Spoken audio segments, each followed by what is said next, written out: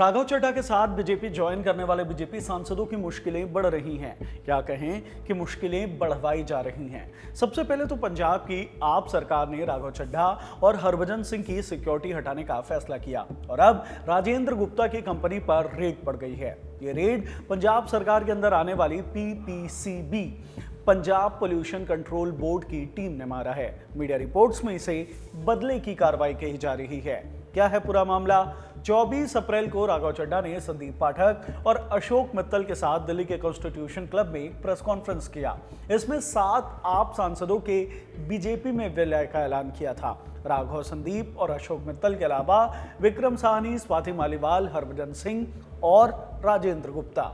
इन आप सांसदों के बीजेपी ज्वाइन करने के बाद आम आदमी पार्टी की ओर से संजय सिंह ने प्रेस कॉन्फ्रेंस किया। 7 सांसदों को गद्दार कहा, तरह तरह के डेरोगेटरी कमेंट पास किए गए।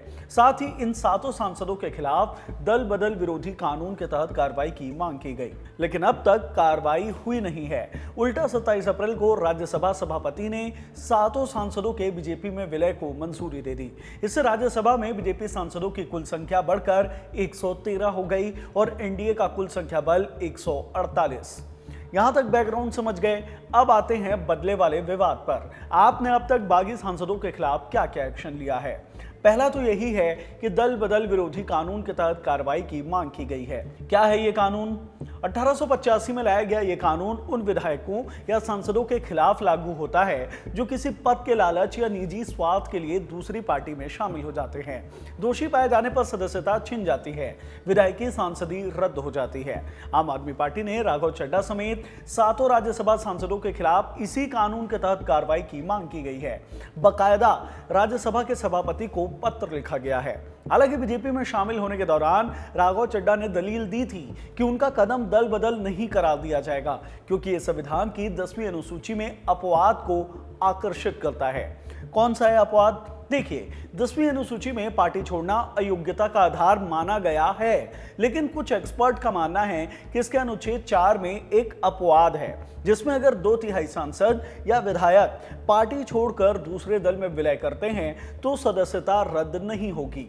लेकिन आम आदमी पार्टी की दलील है कि सिर्फ सांसदों या विधायकों का 1/3 होना काफी नहीं है, मूल राजनीतिक पार्टी का 2/3 विलय होना जरूरी होता है। इसलिए बागी सांसदों के खिलाफ कार्रवाई की जाए, ऐसी मांग है। रेड माइक के सौरभ शुक्ला को दिए इंटरव्यू में आप नेता संजय सिंह ने कहा कि जरूरत पड़ने पर पार्टी सुप्रीम कोर्ट का भी रुख करेगी। आपने दूसरी कार्रवाई की है सिक्योरिटी वापस लेने की। राघव चड्ढा की सिक्योरिटी तो पहले से ही ले ली गई थी। 2 अप्रैल को आम आदमी पार्टी ने राघव चड्ढा को राज्यसभा में डिप्टी स्पीकर के पद से हटा दिया था। लेटर जारी किया गया कि यहां से पार्टी और राघव के बीच का विवाद सार्वजनिक हो गया है। कुछ दिनों बाद राघव ने वीडियो के जरिए बयान दिया। फिर करीब 12 दिन बाद 15 अप्रैल को पंजाब सरकार ने राघव चड्ढा को दी गई Z+ सिक्योरिटी वापस ले ली, जिसके बाद केंद्र सरकार ने राघव चड्ढा को तुरंत Z सिक्योरिटी दे दी। अब आम आदमी पार्टी सरकार ने भज्जी के साथ भी यही किया है। हरभजन सिंह को पंजाब सरकार ने Y सिक्योरिटी दी थी। 26 अप्रैल को आप सरकार ने इसे भी वापस लेने का फैसला किया। उनके जालंधर के घर पर तैनात पंजाब पुलिस के सारे जवानों को वापस बुला लिया गया। केंद्र सरकार फिर एक्टिव हुई, तुरंत भज्जी को CRPF सिक्योरिटी दे दी। घर के बाहर भी जवान तैनात कर दिए गए। हालांकि अब तक भज्जी की ओर से बीजेपी ज्वाइन करने को लेकर कोई ऑफिशियल बयान नहीं आया है, लेकिन राघव चड्ढा ने दावा किया है कि भज्जी उन्हीं के साथ हैं। आपकी तीसरी कार्रवाई, राजेंद्र गुप्ता की कंपनी पर PPCB की रेड। राजेंद्र गुप्ता पंजाब के जाने माने बिजनेसमैन है। 80 के दशक में गुप्ता ने अभिषेक इंडस्ट्रीज की शुरुआत की थी, जो कि एक फर्टिलाइजर बनाने की कंपनी है। 1991 में गुप्ता टेक्सटाइल इंडस्ट्रीज में भी घुसे, बरनाला में धागा बनाने की फैक्ट्री खोली। 2011 में गुप्ता ने अपनी कंपनियों का नाम बदलकर ट्राइडेंट ग्रुप कर दिया। आज ट्राइडेंट ग्रुप का विस्तार टेक्सटाइल के अलावा पेपर, केमिकल्स, बिजली उत्पादन तक फैल चुका है। 2022 में गुप्ता ने स्वास्थ्य और पारिवारिक कारणों का हवाला देते हुए एग्जीक्यूटिव रिस्पॉन्सिबिलिटीज छोड़ दी थी।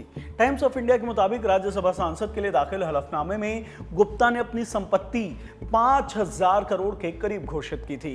2025 में पंजाब के एक दूसरे बिजनेसमैन संजीव अरोड़ा ने राज्यसभा सांसद के पद से इस्तीफा दे दिया और पंजाब की आम आदमी पार्टी सरकार में कैबिनेट मंत्री के तौर पर शामिल हो गए, जिसके बाद आपने राजेंद्र गुप्ता को राज्यसभा भेजा। इससे पहले राजेंद्र पंजाब सरकार के लिए Punjab state economics policy and planning board के वाइस चेयरमैन के तौर पर काम कर रहे थे।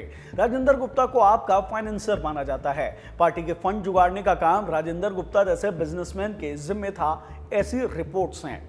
लेकिन अब जैसे कि राजेंद्र गुप्ता के बीजेपी में विलय की बात सामने आई है, आप सरकार ने उसके खिलाफ कार्रवाई करनी शुरू कर दी है। 30 अप्रैल के दोपहर करीब 2 बजे PPCB Punjab pollution control board की टीम ने बरनाला के धौला में मौजूद ट्राइडेंट ग्रुप की फैक्ट्री पर रेड मारी। 6 गाड़ियों में सवार 18 अधिकारी कंपनी के टेक्सटाइल यूनिट में पहुंचे। शाम 7:30 बजे तक रेड चलती रही। इसी दौरान फैक्ट्री के कामकाज के अलावा फैक्ट्री से निकलने वाले इंडस्ट्रियल वेस्ट, वाटर और ग्राउंड वाटर जैसी चीजों के सैंपल लिए गए। इस कार्रवाई के बाद बीजेपी की ओर से बयान सामने आया। पंजाब बीजेपी के कार्यकारी अध्यक्ष अश्विनी शर्मा ने कहा कि यह छापा आप सुप्रीमो अरविंद केजरीवाल और मुख्यमंत्री भगवंत मान के इशारे पर पड़ा है। राजेंद्र गुप्ता का एकमात्र अपराध यह है कि उन्होंने पंजाब के बेहतर भविष्य के लिए बीजेपी ज्वाइन कर ली है। कांग्रेस की ओर से भी बयान आया। कांग्रेस नेता सुखपाल सिंह खैरा ने भी कहा कि अरविंद केजरीवाल और भगवंत मान बीजेपी पर ईडी सीबीआई का दुरुपयोग करने का आरोप लगाते हैं, लेकिन खुद वही काम कर रहे हैं। हालांकि आपने इन सभी आरोपों को सिरे से खारिज कर दिया। आप प्रवक्ता नील गर्ग ने कहा कि यह कोई राजनीतिक कार्रवाई नहीं है, पीपीसीबी की टीम केवल नियमित जांच कर रही थी। जब भी कोई शिकायत आती है, बोर्ड को जांच करनी पड़ती है। सरकार या पार्टी का इस मामले में कोई रोल नहीं है। हालांकि इस रेड के पीछे कुछ पुराने प्रदर्शन का भी हवाला दिया जा रहा है। साल 2022 में कई किसान संगठनों ने ट्राइडेंट फैक्ट्री से होने वाले कथित प्रदूषण के खिलाफ कई जगह प्रदर्शन किए। किसानों का आरोप था कि फैक्ट्री का गंदा पानी खेतों में फैलने से फसलों को नुकसान हो रहा है। हालांकि उस वक्त ट्राइडेंट ग्रुप के खिलाफ कोई कार्रवाई नहीं हुई थी। बाद में खुद राजेंद्र गुप्ता पंजाब सरकार के लिए Punjab state economics policy and planning board के वाइस चेयरमैन के तौर पर काम करने लगे। लेकिन अब जब उन्होंने आप छोड़कर बीजेपी ज्वाइन कर लिया है, इसके ठीक 5 दिन बाद उनकी ही फैक्ट्री में पंजाब पोल्यूशन कंट्रोल बोर्ड की रेड पड़ गई है और सैंपल फैक्ट्री से निकलने वाले गंदे पानी का लिया गया है। शायद इसीलिए मीडिया में इन कार्रवाइयों को आपके बदले की कार्रवाई कहा जा रहा है।